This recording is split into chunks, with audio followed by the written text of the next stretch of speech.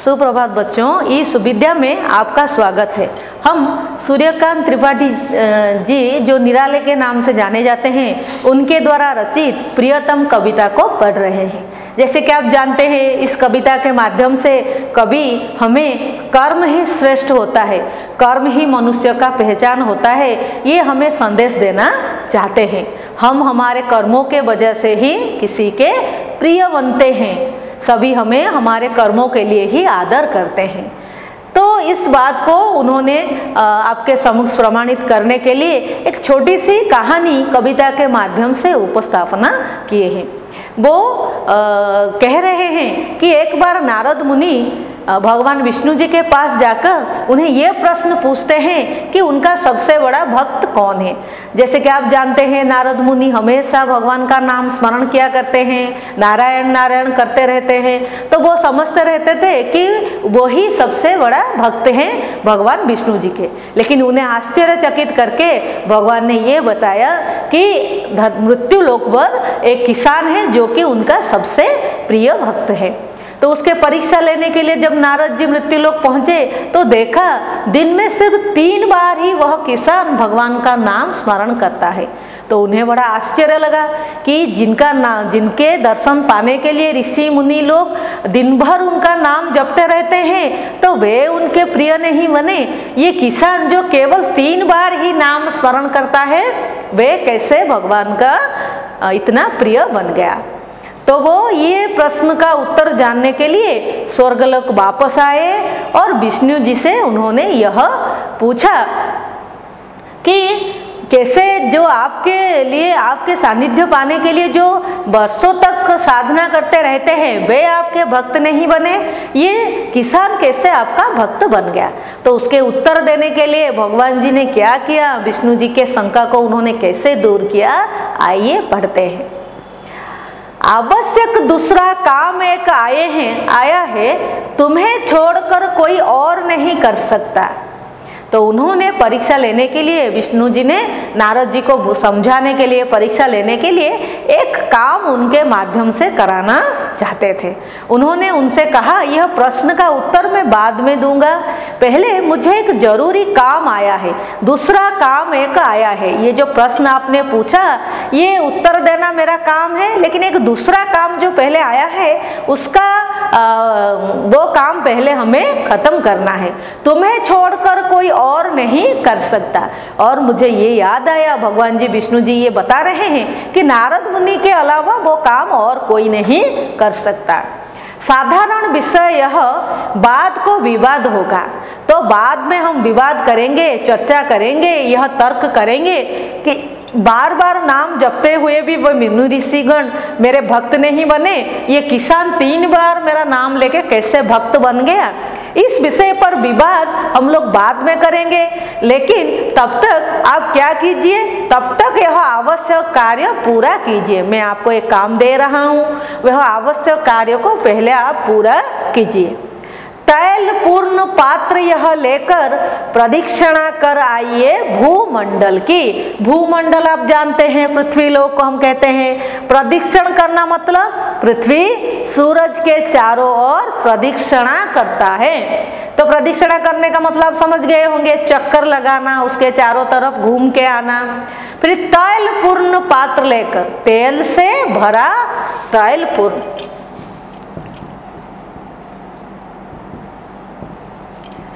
क्या है इसका अर्थ, तेल से भरा हुआ पात्र एक लेकर प्रदक्षिणा कर आइए भूमंडल की। तो काम क्या है, आप तेल से पूर्ण एक पात्र को लेके, तेल से भरा हुआ यह पात्र को लेकर धरती के चारों तरफ प्रदक्षिणा करके चक्कर लगा के आइए।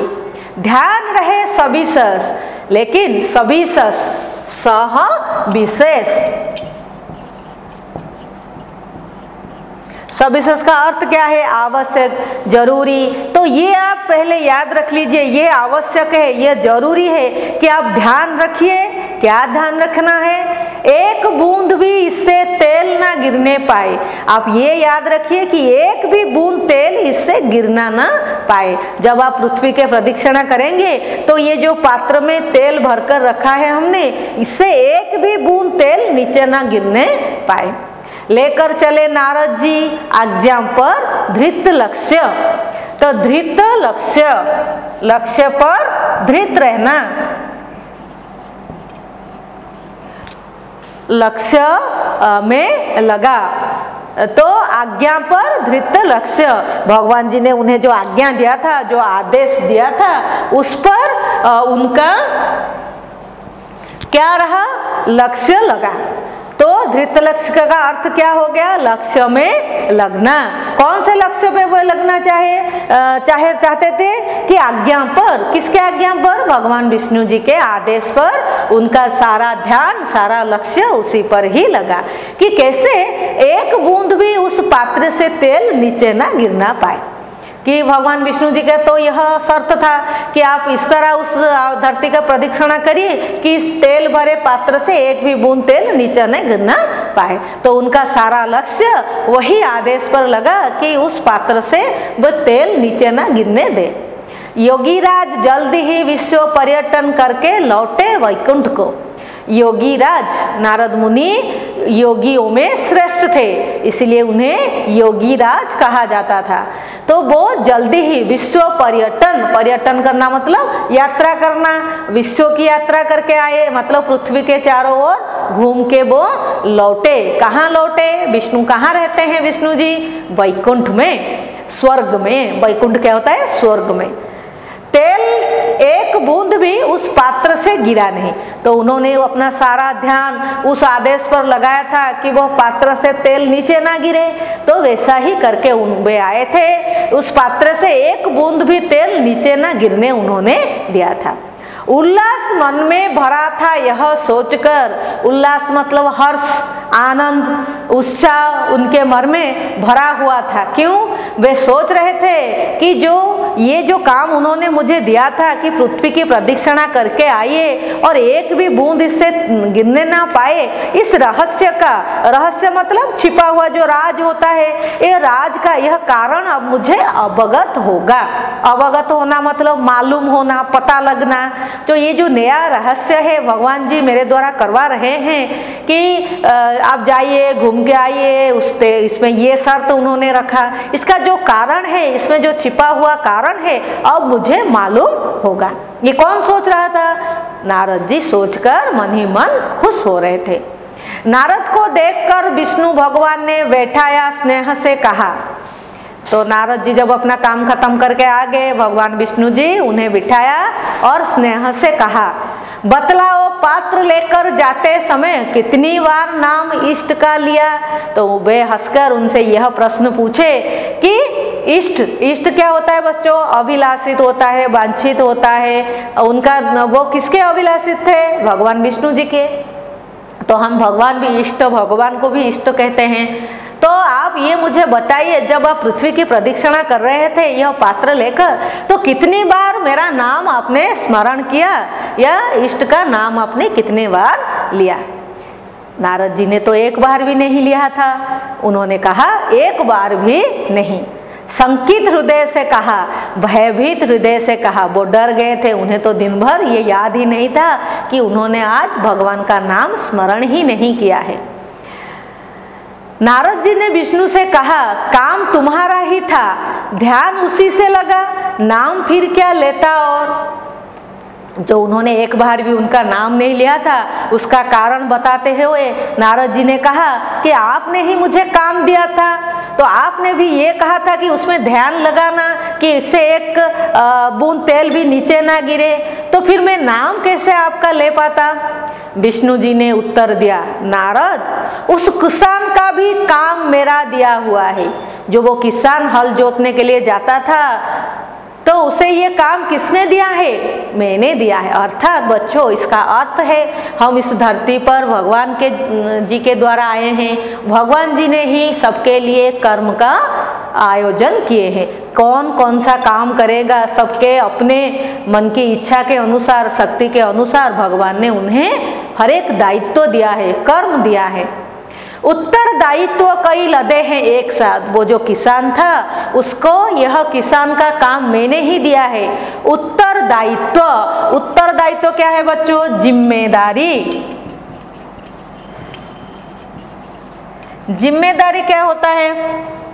आप लोग देखे होंगे आपके घर में कौन काम करते हैं? आपके पिताजी काम करते हैं आप लोगों को खाना खिलाने के लिए, आप लोगों की पढ़ाई कराने के लिए, और उनके जो माता पिता हैं उनके सेवा करने के लिए, उनको खाना खिलाने के लिए। तो देखिए कितने सारे जिम्मेदारी काम आपके पिताजी के ऊपर, माँ के ऊपर दिया गया है। तो वही समझा रहे हैं भगवान विष्णु जी कि वो जो किसान है वो मैंने उसको काम दिया है किसान काम करने के लिए, और उसको लिए मैंने उसके ऊपर इतने सारी जिम्मेदारी यहाँ रखी है कि तुम्हें ये सब काम करना है, सबको निभाता। और तुमने तो देखा वह किसान सब काम को निभाता था। पूरा करना को हम लोग कहते हैं निभाना।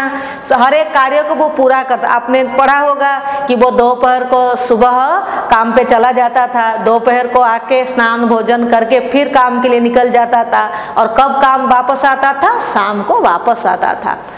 तो बच्चों देखिए कैसे वो अपना सारा उत्तरदायित्व कार्य को खुशी से पूरा करता था, और काम करते हुआ नाम भी वह लेता था। तो देखिए जिम्मेदारी उसी ने मैंने उसको दिए हैं, उत्तरदायित्व मैंने उसको दिए हैं, काम भी मैंने उसको दिए हैं, वो सबको ठीक तरह से पूरा करते हुए भी वो मेरा नाम 3 बार लेता था। लेकिन अभी जो आपने उत्तर दिया कि आपने मुझे काम दिया था तो मैं ये काम ध्यान लगा के कर रहा था, इसलिए आपको स्मरण ना कर पाया। तो वो कैसे वो किसान काम करते हुए भी भगवान का नाम स्मरण कर रहा था, इसी कारण से वह मुझे सबसे प्रियतम है। नारद जी लज्जित हुए। लज्जित होना मतलब शर्मिंदा होना, लाज करना, कि कहा यह सत्य है। तो बच्चों क्या सत्य है? हमें हमेशा कर्म करना चाहिए। वह कर्म से बचने के लिए हम क्या करते हैं? कहते हैं कि हम लोग भगवान को अगर दिन भर स्मरण करते रहेंगे तो हमारे सारी कार्य, सारे मनोइच्छा पूरा हो जाएंगे। लेकिन यह सत्य नहीं है। सत्य क्या हुए?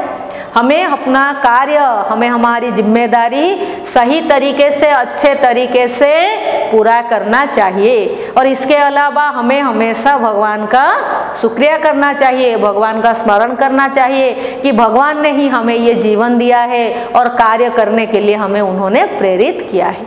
तो बच्चों इस विषय को अच्छी तरह से अभ्यास कीजिए। इसमें जो तुकांत शब्द है, समानार्थी शब्द हैं, और जो आपके जैसे तैलपूर्ण हो गया, विश्व पर्यटन हो गया, तो इन जैसे शब्द हैं उनका समास भी आप लोग याद कीजिए। आज के लिए बस इतना ही। धन्यवाद।